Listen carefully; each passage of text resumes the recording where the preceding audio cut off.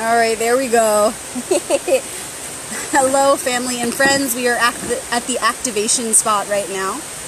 So I'm going to begin the reading shortly here for the initiation activation for this month. There are 3 activation readings that I do every month, and the first one is for the new moon, of course, the new beginning, and it's called the initiation activation. And so when I pull these cards and I set them down, essentially they provide a map which becomes the tool that we use to move through our activation period. And this activation is focused on the initiation because, again, it's the new moon, it's the new beginning. So right now the focus is on what do we want our intentions to be for this cycle. Hopefully by now we already have the intention because the seed comes before the fruit. So we're already at the new moon. By now we should already know or have an idea of what our new intentions should be focused on, what our visions should be holding and keeping. So what is the vision in your head? What is the feeling in your heart that you're holding right now? Because they should be aligned with the intentions of manifestation that you wish to see come to fruition by the time of the end of the cycle, which will be the full moon. So right now is the beginning. This is the new moon. Happy new moon, everybody. Whatever's been running through your minds, whether you're judging it as positive or negative, I ask that you fully acknowledge it once and for all here now, and then let it go. So the goal is to be empty.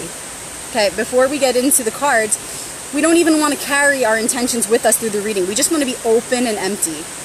So for my new moon ritual, sometimes what I'll do is I'll write down 2 lists. One of all the things I wish to let go, and one of all the things I want to manifest. And then I burn both. Because the flames not only purify and release, they also transmute and surrender. So those things I wish to release, I burn so that they are no more. The things I wish to manifest, I burn so that I release my attachment to those desires ultimately. Because I know that God has the best plan and can see way more than I can see from my limited perspective. So the point is to be empty, to fully acknowledge those thoughts, those feelings, those visions, and then let them go and make space for truth to enter. Then we can call back in our intentions and see if they are aligned with the truth that reflects the collective happening right now, because we're all in this together. And so sometimes we need to kind of put our own agendas aside so that we can remember what the bigger picture is. And then we can bring back in our intentions and ask ourselves, is this aligned with the highest good of everything as one or not? So we could either then reactivate and initiate the manifestation of those intentions, or we can adapt and we can shift them a little bit according to the truth that has been revealed. So cards, we ask you what messages, what faces, what archetypes want to be revealed to us right now, as guidance, as support, as we enter into this new cycle today, the day of this new moon. It will be exactly new, actually, tonight. So what do you want to tell us? What should our intentions be around? What do we have to look at right now? What is in front of us? What's ahead of us? And how did we get here? Ready. Release all that is taking up the space inside of you so that space can be held for truth to enter in.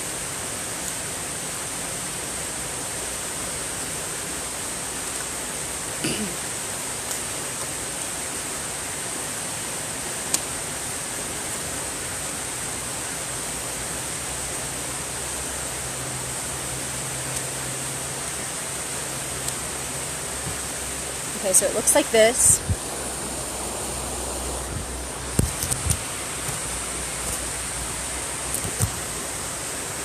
Okay.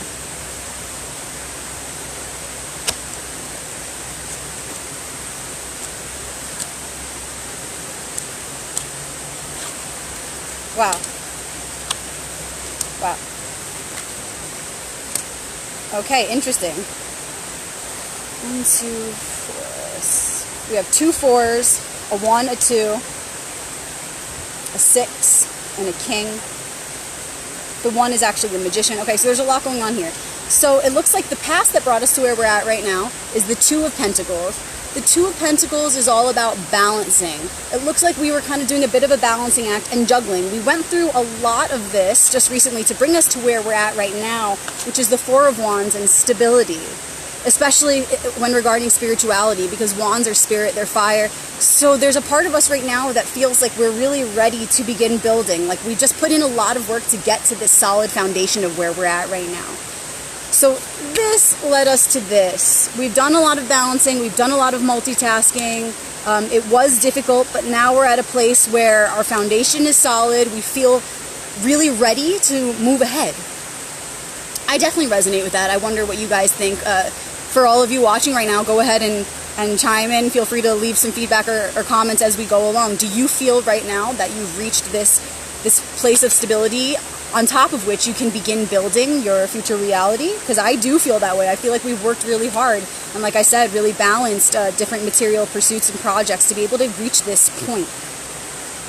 And what does that mean? What did we create the foundation for? Where are we headed? Well, it's funny because we've got 3 Wands cards all in a little cluster right here from this present moment moving on to the future, as well as that bridge in between. They're all fire, they're all wands. So where are we headed? The King of Wands. It looks like we built this foundation so that we can step into the archetypal role of the King of Wands, who is the heir of fire. He is the mature aspect of the suit of fire. So he is confident in his spirit. He knows what to do. He knows how to delegate. He knows how to organize operations. And because it's wands, it's of fire, of spirit. So he knows where to go and what to do on his spiritual path. Okay, so it looks like we've set ourselves up with this foundation so that we can step into our role as the King of Wands and really be confident on our spiritual path and know where to go and what to do next. But in order to fully step into that role, it looks like the bridge to get there, right, which is also the challenge and the gift, is going to be this card, and it's the Six of Wands, and it's the card of victory. But as you can see, there's this angry dude looking up at him on the horse. So it's saying, like, watch your back, though. The only way to have a sustainable victory is if it has its roots in purity, if it has its roots in truth. If you have pursued a goal and have reached victory or success, yet that goal wasn't for the highest good of the one, then you are going to have to watch your back. You're going to create situations where you're going to have to watch your back because you didn't do it out of the goodness of everything as one. And so that victory may not be sustainable. You're going to have anxieties, you're going to have guilt or worry, and you're going to feel like, oh crap, I didn't do this right. It's almost like when you can't sleep at night because you didn't pursue your goals in a virtuous way. So this card brings the message of the only way to reach success and to reach a future that is our desired manifestation is if we keep in mind our success and our victory is only sustainable when it has its roots in righteousness and when we're embodying the virtues in the whole way there, the whole path there. Each time we stray away from a virtuous embodiment and we move in the opposite direction and we demonstrate the vices, we're setting up these little holes and these little dangers, little traps for ourselves to experience in the future, and that's going to cause us to keep having to watch our backs. So this is the challenge and the gift. Can you get to the king's throne, to be able to sit in that throne and perform the duties that the king gets to perform because of his virtuous attitude? Can you get there in a virtuous way?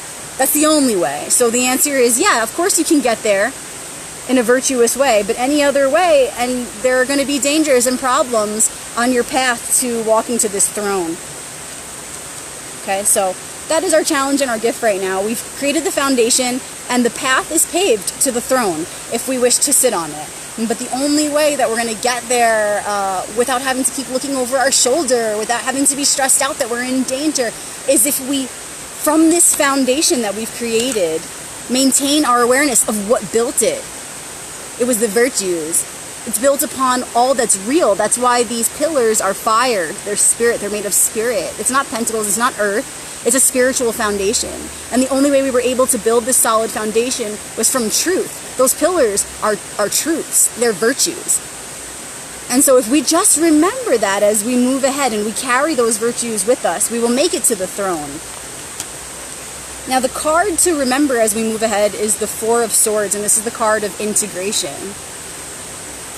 If I had to pick a card to represent the full moon, it would be this one. And so maybe it's letting us know that, remember, there's going to be a time to integrate. The full moon, is eventually going to come. The manifestation of what we desire is always promised if we maintain remembrance of what it is that our intentions are. And also to remember that as we move ahead to the king's throne, it's important to rest and integrate information as we go along. It's okay to take your time. Don't rush to the throne. Take your time. Yes, I see a comment. It's a work in progress. Absolutely. So if you take your time is an illusion anyway. It doesn't matter. Take your time. Do whatever you must do to integrate information as you go along, to maintain remembrance of your foundation and what it was built upon.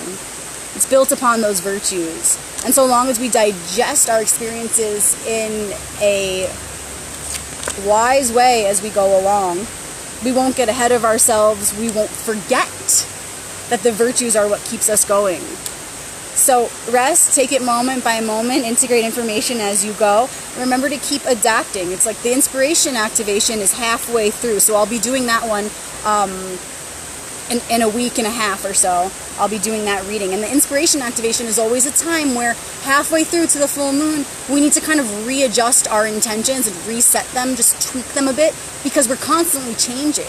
And so we're setting our intentions now, but we're going to be growing each moment, each day, and we need to constantly keep integrating the information as we go along in order to be able to shift our perspective with our shift, to shift our perspectives in alignment with the shifting of our very being.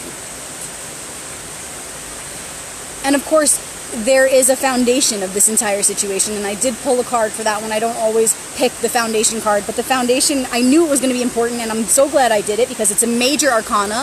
It's the number 1 card of the deck. It's the Magician. This is the card at the foundation. And so it's asking us to remember this is what the whole situation rests upon. Okay, it's saying, don't forget that you are here to embody the archetype of the magician, that ultimately we can't manifest anything worth manifesting unless we learn to embody this archetype that is so strongly within us. We are the bridge of above and below. We are the in-between. Man is representation of that middle piece, the necessary piece to bring in the manifestation of whatever it is wanting to come through from source. And so remember, as things get heavy and as we're moving along and we're moving on to that throne and we're going through this or that, or in any cycle at any time, remember what it's all for, so that we can learn more and more to embody these natural archetypes within us. It's all about that. It's not really about the material situations we're going through, but what is underneath it all. It's about really learning how to activate that inner magician, to remember our creative power in reflection of our source, our creative source. That we're really going through all this just to learn how to further embody the magician. We are all magicians, and so long as you can remember that's why we're here, to really step into that role, then everything else just kind of becomes a little bit lighter. The weight gets lifted a little bit. So remember why you're going through this is to feel that magic, to experience that magic, and to create it. So you see we have all the wands right here together. Rest is the card at the top. Remember to rest and integrate. We did a lot of work to get to where we're at right now, so take it slow. Don't rush. We took this long. What is time anyway, right? And we're all here just to learn how to be the magician. We're here performing magic. Don't take it too seriously, and remember why we're even doing it. So I'm looking forward to enjoying another great day in Sedona.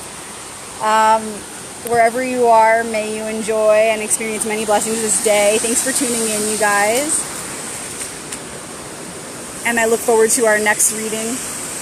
For anybody who wants a reading right now during the initiation activation period, I can do local, I can do long distance, and it's really cool to do a reading right after we do the collective ones, because you can see how your individual path relates to the collective unfolding right now. So that can be a lot of fun. and perhaps you have some more specific questions as far as your individual path, and we can get as specific as you want. So if anybody wants a reading, go ahead and call me and we can do your reading today. Okay, many blessings and shalom. Have a wonderful week.